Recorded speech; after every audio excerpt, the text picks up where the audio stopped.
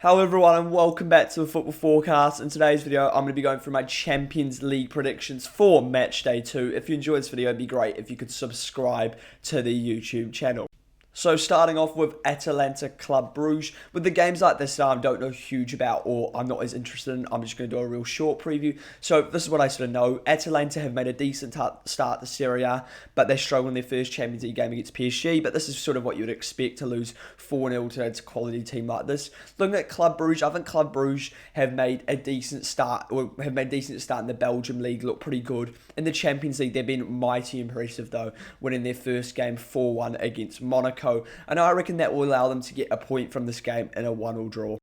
Then on to Carriat versus Real Madrid. I'm not going to waste your time.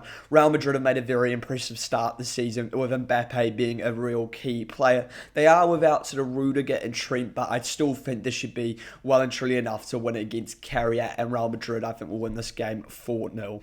Then on to Atletico Madrid, Eintracht Frankfurt. And Atletico Madrid have made a pretty questionable to La Liga so far, losing a lot of their games. They won their last one, though, in the derby against Rayo Vallecano. They also looked rather good in their game against Liverpool. I mean, they were a bit lucky at points, but they did manage to hold Liverpool until the 93rd minute, which is pretty impressive against a very strong Liverpool side away from home. Frankfurt are just a classic Bundesliga side. They score a lot of goals, but they also concede a lot of goals. And it's sort of the opposite of Atletico Madrid. Atletico Madrid in these sort of Champions League games are usually very defensive, but I think we might get a sort of a different game from Simeone.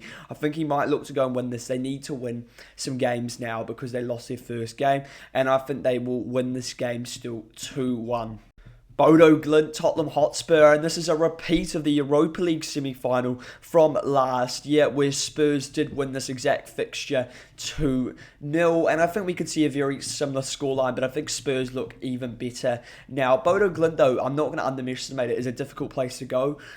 It's very cold. We know this team struggled there with the surface. It's not like a world-class surface like Spurs will be used to playing on, and this caused some problems, but I think Spurs have experience of playing there now, and that will get them through in a 3-0 win. Jose's back in town. Jose Mourinho is back as Chelsea take on Benfica. He always seems to find his way back at Stamford Bridge as an opposition manager or as a manager, and we're seeing that once again. And look, we'll probably see that resolute style of football from Mourinho. He'll know that he's coming up against a more of a probably higher class side in Chelsea, but Chelsea haven't been great so far this season. They don't have Cole Palmer for this game as far as we're aware, and Chelsea have had some trouble so far this season against teams very similar probably to Benfica's level, but I still think Chelsea will be good enough for a 1-0 win.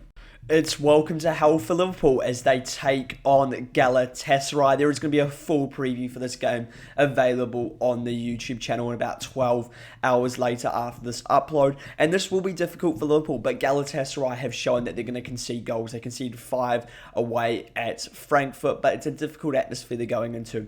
Apparently, Victor Osimhen may be available to take some part in this game, which would be massive for Galatasaray. But I'm worried about their defence in this game, and I think Liverpool will concede 2 goals again, but win 3-2.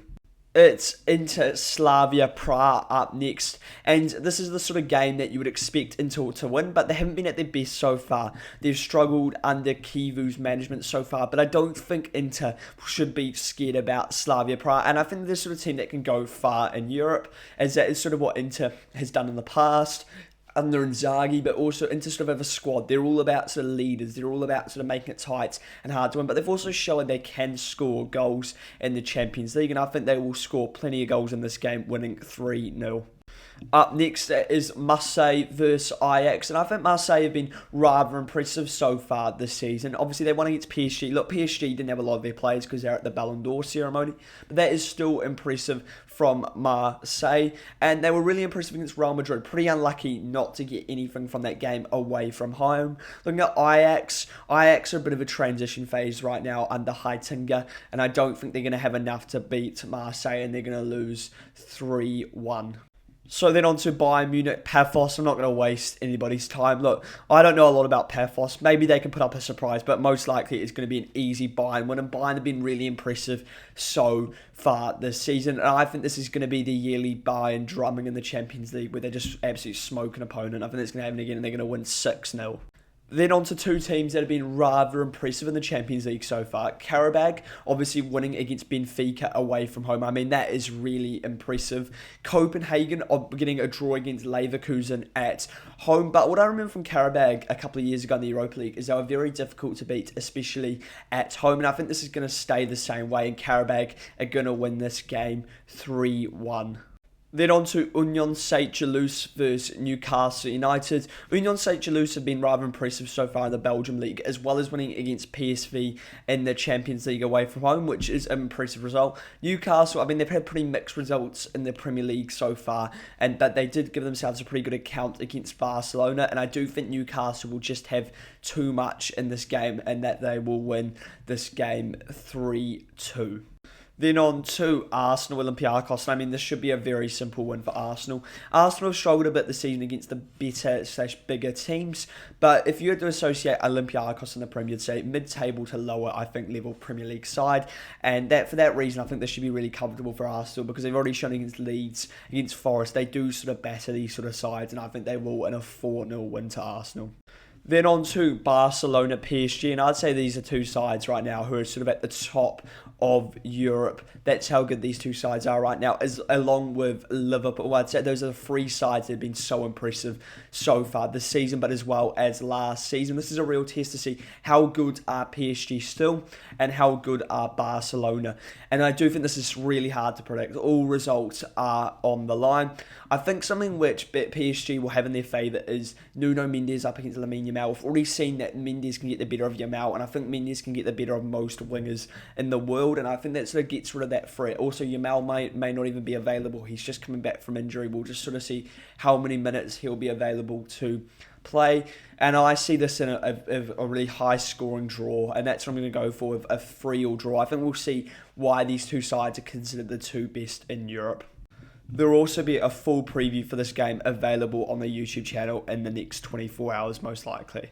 Then on to Leverkusen PSV. Two sides are actually really struggling so far in their league so far this season. I think this is a really weird game to predict. Leverkusen struggled against Copenhagen on the first day. PSV struggled against Union Saint-Gilloise. And I think we'll sort of see a bit of a low quality game here in a 1-1 draw. So then we're on to Dortmund Bilbao. Dortmund have had an interesting start so far of their Champions League campaign, obviously with that amazing 4-4 draw, all goals in the second half, and Dortmund threw that game away. And that's what you'll sort of get with this Dortmund side. They score, but they also concede. Bilbao, they had a difficult draw over Arsenal first up, and I thought they fared all right, but they eventually did get broken down, and I think we might see a bit of a similar game. I think Dortmund have home advantage here, and home advantage for Dortmund is a big factor in the Champions League, as we've seen in the past. I think Dortmund will win this game 3-2. As I've already said, Monaco had a really difficult start to their Champions League campaign, losing 4-1 to Bruges. And it doesn't get much harder than Manchester City. Wherever it is, Manchester City are going to cause you problems, especially when you're not in form. And Manchester City, I think, are just going to sort of tear them apart one by one in a 3-0 win for City. So then we've got Napoli Sporting. Napoli haven't had their greatest starts to the Champions League, obviously losing 2-0 to Manchester City, but going to Napoli is incredibly difficult, and it's the sort of draw you don't really want to see. Any team that goes to Napoli, especially in the Champions League, is going to have a hard time. There's been a lot of talk around sort of Conte's Champions League record, which isn't that impressive, but I still think Napoli will have enough to get the job done here in a 1-0 win. So now we're finally on to the last game, Villarreal-Juventus. Juventus have had a pretty good start to their Champions League campaign. They drawed 4-4, but they came back in the last couple of minutes to get those last two goals. Villarreal, not a great start, losing 1-0 to Spurs, but they showed a bit of fight in that game. But I do think Juventus' quality is just too much. Juventus have looked really good so far this season, especially Kenan Yildiz, and I'm expecting them to score in a 2-0 win for Juventus. If you enjoyed this video, it'd be great if you could subscribe to the YouTube channel and tell people